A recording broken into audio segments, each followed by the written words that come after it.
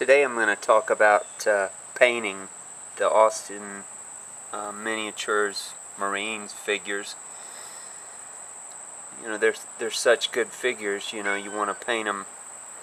You want to paint them right, give them the right colors and everything. Make them look as authentic as possible. Excuse me, sir. But first, before we get into the painting, they come in a pretty small bag, so there's going to be some, there's going to be some bent weapons in this little bag because they're packed in there pretty tight. So, there's a trick to fixing bent weapons. I read on some site or other you just stick them in hot water. And I thought, well, they must straighten themselves out, but they don't. It's a little more involved than that. What you got to do is you have to get very hot water. I use my coffee maker. And you stick the bent part in that hot water for 30 seconds. And then you take it out and you straighten it yourself. It doesn't do it on its own. And then you immediately stick it in ice water. And it may take several, you may have to repeat the process several times. Like this guy, this BAR guy was the worst guy in the bag. His weapon was really bent. And I did that, and as you can see, it's gone back to being a little bent. So I'll have to do him again. But this guy, you know, his weapon looks pretty good. And I remember when I was a kid buying those Airfix boxes of figures. In the instructions they would say you should wash them in a mild detergent because they're, look out buddy, covered in oily stuff, you know, that will cause the paint not to stick. I didn't notice an oily sheen on these, but I washed them, you know, with hand soap anyway, just to make sure. As you can see, there's no flash to cut off on these. Unlike other figures, there's no excess plastic on them. Anyway, now to the paint. Like I said, these figures are so good. You want them to be the right color and everything. And they're wearing the old Marine herringbone twill fatigues, which I'm pretty sure, hey babe, are the same color as the old Army herringbone twill fatigues, which I think in Shelby Stanton's book he calls it a olive drab shade 7. But anyway, it's in practical terms, it's more of a grayish green than an olive drab.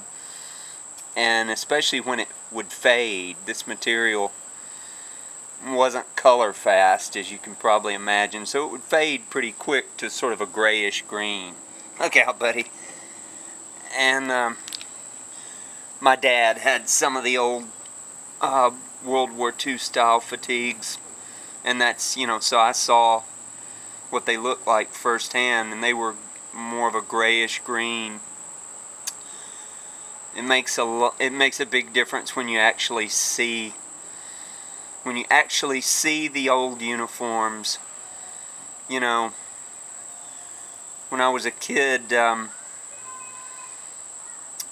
had Andrew Mallow's book on World War II uniforms, and that was a pretty good little guide, but when you actually see them, it makes a big difference.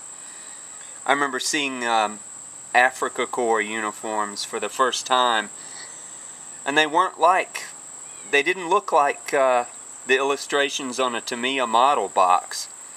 They weren't like that at all.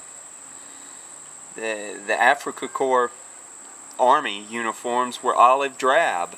They weren't tan or khaki or anything like that. They were olive drab. Anyway, the closest paint I can find to that olive drab shade 7 herringbone twill fatigue color is a color that Tamiya calls khaki drab. And it's pretty misleading because it's not really khaki at all. But it's the color of it is like those fatigues when they were new, when they were first issued and they hadn't faded yet. Cool it, guys. Hey, no fighting. Anyway,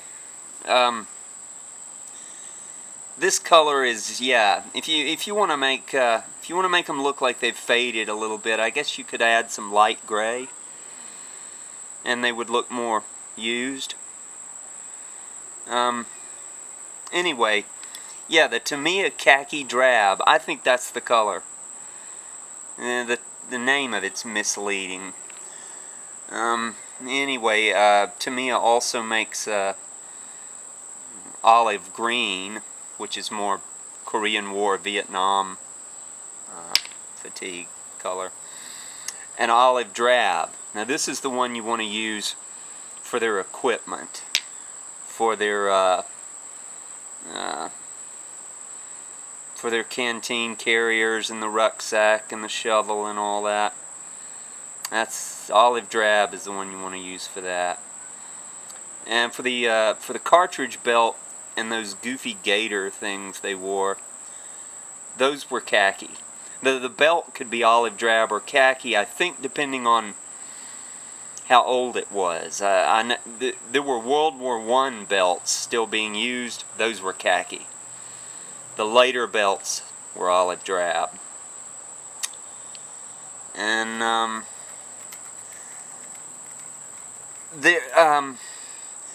Testors also makes a color like that khaki drab. It's one of their shades of olive drab. I can't remember which one. Sorry, I don't use the Testors colors that much, so I can't remember which one it is. But like I said, it's sort of a grayish green rather than olive drab. This is more, the olive drab is more, I think, for vehicles and the web gear.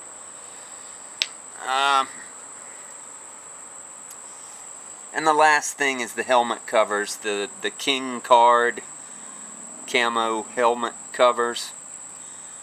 The colors I chose this kind of a funky Testors mint green as the base. Maybe that was wrong. It looks kind of right to me. I used to have one of these helmet covers, and I can't really remember if it was more of a...